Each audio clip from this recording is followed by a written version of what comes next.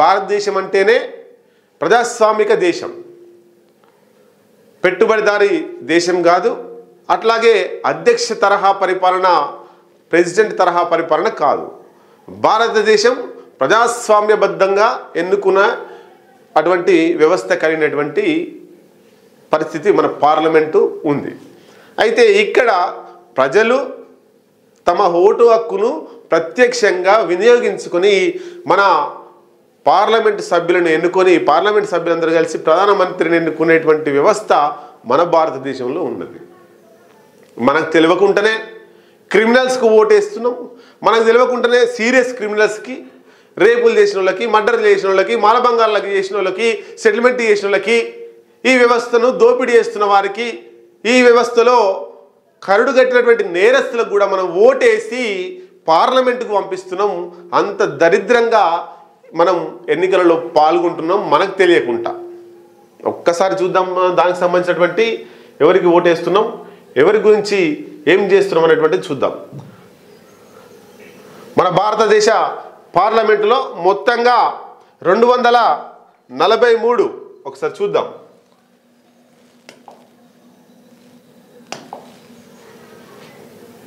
Right, మొత్తం total MPs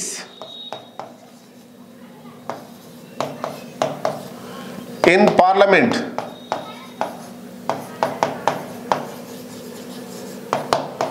sorry 543.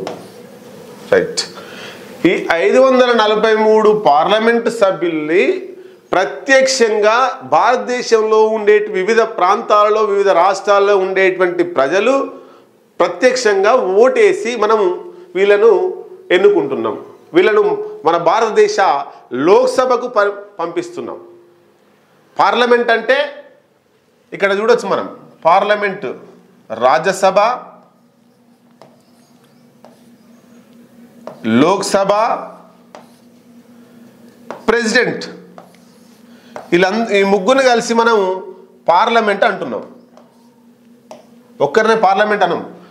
Parliament, Rajya Sabha, Lok Sabha, president, రాష్ట్రపతి ముగ్గురిని కలిపి మనము పార్లమెంటు అంటున్నాం.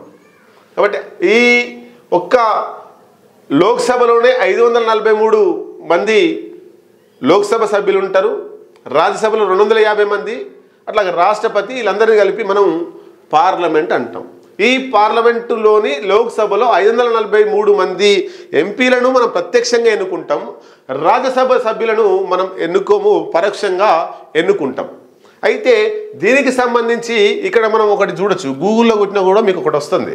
251 మంది, 251 మంది అంటే 46% ఇక్కడ గెలిచినటువంటి క్యాండిడేట్స్ క్రిమినల్ కేసులు ఉన్నాయట. 543 మందిలో 251 మంది ఎంపీలలో క్రిమినల్ కేసులు ఉన్న వారి సంఖ్య 251 మంది క్రిమినల్స్ ఉన్నారు. దాంట్లో 100% తీసుకుంటే 46% క్రిమినల్సే ఉన్నారట. చూద్దాం ఇక్కడ ఇంకా విత్ సీరియస్ క్రిమినల్ కేసెస్. ఈ ఇంట్లో మళ్ళీ డివైడ్, మామూలు క్రిమినల్స్ ఏమో 251 మంది ఉంటే దీంట్లోనే మళ్ళా సీరియస్ క్రిమినల్స్ 170 మంది ఉన్నారు. ఇగో ఇది 31% ఉంది. క్రిమినల్స్ ఉన్నారు, సీరియస్ క్రిమినల్స్ ఉన్నారు మన పార్లమెంటులో, మన భారతదేశంలో. ఇట్లా ఇది కొనసాగుతుంది. ఇంకొకసారి డీప్గా మిమ్మల్ని ఎక్స్ప్లెనేషన్ చేస్తా. ఇది అనుకుంటా. Right, criminal background. Winnowing candidates with declared criminal cases out of the 543 winnowing candidates analysed in Lok Sabha 2024 251 46% winning candidates have declared criminal cases against themselves. Out of 539 MPs analyzed during Lok Sabha elections in 2019, 233 means 43% MPs had declared criminal cases against themselves. Out of 543 MPs analyzed during Lok Sabha elections in 2014, 185 means 34% MPs had declared criminal cases against themselves. Out of 543 MPs analyzed during Lok Sabha elections in 2009, 163, 30% MPs had declared criminal cases against themselves.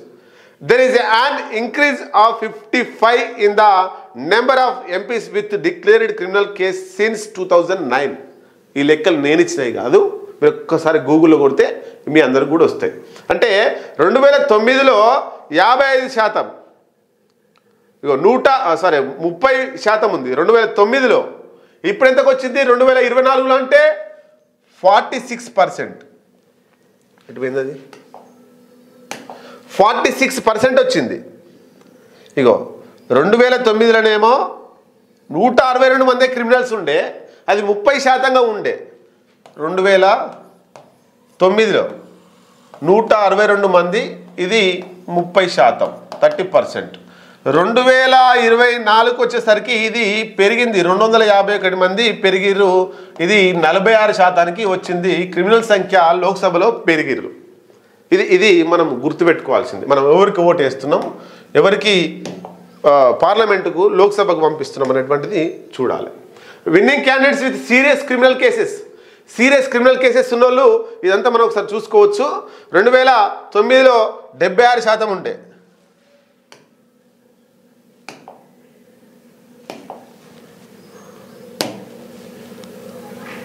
ఒక్క నిమిషం,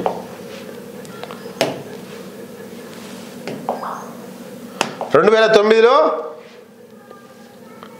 ఇగో 2009లో 76 మంది means 14%. ఇప్పుడు 2024లో 170% ఉంది. 170% means 31%. 170 members 31%. అంటే రోజు రోజుకి మన భారతదేశంలో ఉండేటువంటి క్రిమినల్స్ని రోడ్ల మీద ఫైటింగ్లు చేసుకొని, మర్డర్లు చేసి, మానభంగాలు చేసి, దోపిడీ చేసి, అరాచకాలు చేసి సమాజాన్ని భ్రష్టు పట్టిస్తున్నటువంటి వాళ్ళని జైల్లోకి మనం పంపించకుండా పార్లమెంటుకు పంపిస్తున్నాం. పార్లమెంటులో వాళ్ళ చేత చట్టాలు చేపిస్తున్నాం. వాళ్ళు చట్టాలు చేస్తే పేద ప్రజలకు అనుగుణంగా చట్టాలు వస్తాయా, లేదా వాళ్ళ క్రిమినల్స్కి అనుగుణంగా చట్టాలు వస్తాయా, పెట్టుబడిదారునికి అనుగుణంగా చట్టాలు చేస్తారా, పేదోనికి అనుగుణంగా చట్టాలు చేస్తారా, భారతదేశ ప్రజలు నిర్ణయించుకోవాల్సిన అవసరం ఉన్నది. ఈరోజు 15th ఆగస్టు రోజు ఒకసారి ఆలోచించాల్సిన అవసరం ఉన్నది. ఎవరికి ఓటేస్తున్నాం, ఓటేసే ముందు క్రిమినల్ కేసులు ఉన్నాయా, క్రిమినల్ కేసు ఉన్నోన్ని జైలుకు పంపియాలా, లేకపోతే భారతదేశ పార్లమెంటుకు పంపియాలా, ఒక్కసారి ఆలోచించుకోవాల్సిన అవసరం ఉన్నది.